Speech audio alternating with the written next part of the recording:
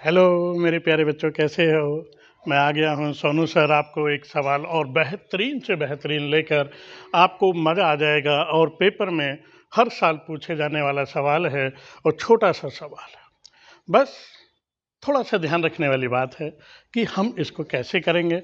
जैसे कि मैं देखिए बहुत ही कम समय लेंगे, बात करने का हमारे पास समय नहीं है क्योंकि परीक्षा का नज़दीक समय है, इसलिए बात करने के लिए तो काफ़ी समय पड़ा है।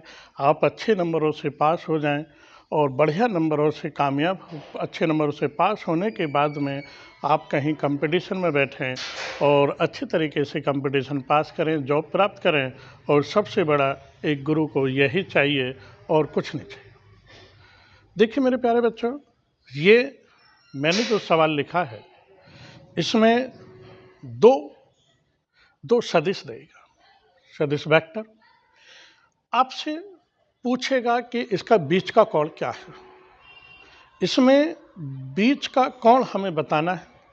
तो इसमें मेरे ये 4 ऑप्शन हैं, आपके 4 ऑप्शन मेरे लिखे हुए हैं मेरे प्यारे बच्चों। यदि कभी मैं उन बच्चों से लिए भी कहूँगा कि जो बच्चे पढ़ने में कमज़ोर से कमज़ोर है तो वो बच्चे बड़े ध्यान से देखें। कभी कभी बच्चों ऐसा होता है कि आप पे सवाल नहीं हल हो रहा और बहुविकल्पीय प्रश्न है, यानी मल्टीपल चॉइस क्वेश्चन है, तो हमें कैसे करना है। तो आप ध्यान करें, पेपर में भाई आप जब इंटरमीडिएट की परीक्षा देंगे तो पेपर में ये जैसे 4 ऑप्शन हैं, आप इन चारों ऑप्शन को ही ब्लू पेन से लिख आना और कोई से पे भी टिक नहीं लगाना। यदि आपको श्योर है कि इसका आंसर ये है तो आप बिल्कुल सही उसी को टिक करके आना। यदि नहीं भी पता है तो आप उन चारों के चारों ऑप्शनों को लिख आना। मैं ऐसा इसलिए बता रहा हूँ कि कोई टीचर, अब आपको पता है कि बच्चे जब बड़े होते हैं तो बच्चों की गलतियों को माफ़ कर दिया जाता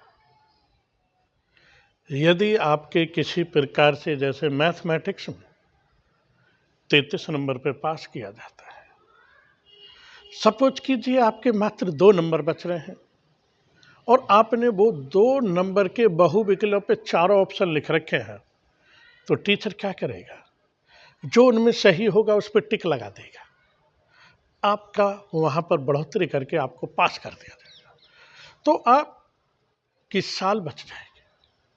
तो मेरे प्यारे बच्चों, इसलिए मेरी वीडियो को जरूर देखा करो, ठीक है। अब सबसे पहले मैं ये देखूंगा कि हमें इसमें ये सवाल है,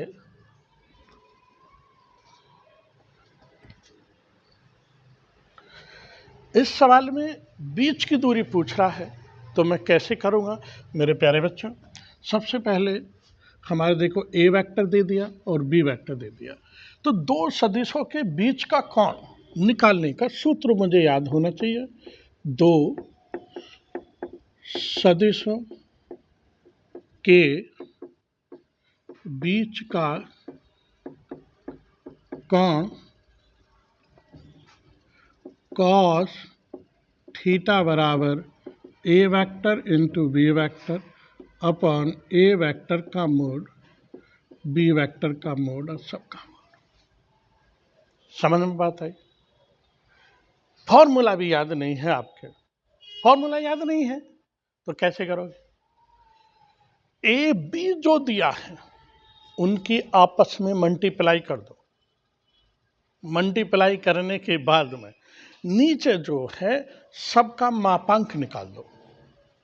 इतना भी नहीं जानते यार, तो जो जो आई जे के जो गुणांक है उसका स्क्वायर चढ़ा के अंडर रूट चढ़ा दो, समझना बात को कैसे। अब देखिए मेरे प्यारे बच्चों, a vector into b vector 2i cap plus j cap plus 3k cap into 3i cap minus 2j cap plus k cap.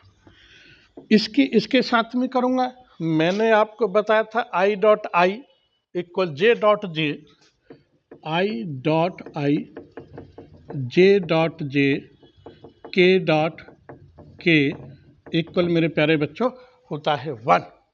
ध्यान रखना 1 होता है। हाँ जी, तो इसमें करूँगा तो मैं देखिए मैं डायरेक्ट लिखूँगा, समय बहुत कम है हमारे पास में और आपके पास भी। 2 की इसमें करी तो कितना आ गया, 2 3 जा 6, इसकी फिर इसमें करी -1 इसमें तो ये 2 बन जाए 2, फिर इसकी इसमें करी +3, ये चीज़ हो गई। अब आपने इसको किया तो इन्हें जोड़ दो, तो 9 + 2 इक्वल कितना आ गया मेरा, 7 आ गया। ठीक है मेरे प्यारे बच्चे। अब इसमें अब मेरा क्या था, ये ए का मोड क्या था, ये ए का मोड। ए के जो आई के जो कोएफिशिएंट हैं, जैसे 2 का स्क्वायर, 1 का स्क्वायर, 3 का स्क्वायर पर अंडर, ऐसे चढ़ा दोगे। 2 दूनी 4, 1 एकन 1 और 3 तिया 9 मेरे प्यारे बच्चों, तो ये कितना होगा, √14, √14। फिर बी का मोड इक्वल 3 का स्क्वायर प्लस -2 का स्क्वायर प्लस 1 का स्क्वायर पे √3 तिया 9, 2 दूनी 4, 1, तो ये भी कितना होगा मेरे प्यारे बच्चों, √14 हो गया। ध्यान में रखना बात को, समझते हुए चलना मेरे प्यारे बच्चों, समझते हुए चलना कि ये कितना हो गया, √14 हो गया। अब मैं देखता हूँ मेरे प्यारे बच्चों कि ये चीज़ आएगी, इसमें हमें ये चीज़ देखनी है। अब मेरा जो फॉर्मूला था क्या था कि cos थीटा ए वेक्टर इंटू बी वेक्टर, इसका जो मान आया था मेरे प्यारे बच्चों कितना आता है, 7/√14 है और √14 है, तो 7/रूट से रूट कट गया तो 14 आ गया, इसको इससे काट दिया तो 1/2 आ गया। तो cos थीटा इक्वल, cos में इसका बात का ध्यान रखना है कि cos में 1/2 किसका मान होता है, cos में 1/2 किसका मान होता है। तो आपने टेबल पढ़ी होगी त्रिकोणमिति में कि जैसे sin 30, जो sin 30 का जो मान होता है जैसे 1/2 है, और sin 45 का मान, फिर sin 60 का मान, sin 90 का मान, तो ये इनका उल्टा हो जाता है। और उल्टा होने के बाद में तो जो cos, जो देखिए जो cos जो 1/2 मान जो मेरा होगा तो वो कितने का होगा, cos 60 का मान होगा। तो कितने का होगा मेरे प्यारे बच्चों, cos 60 का मान होगा। तो ये cos से cos कैंसिल, तो थीटा बराबर 60, तो आप लिख देंगे कि इसका आंसर मेरे कितना होगा, 60 डिग्री होगा। इसी प्रकार से हम इन सवालों को सॉल्व करते हैं कि इसमें अब जैसे कि आपने देखा कि ये सवाल 2 नंबर में पूछा जाता है, कभी कभी 1 नंबर में आ जाता है, तो ये आसान से आसान सवाल होते हैं।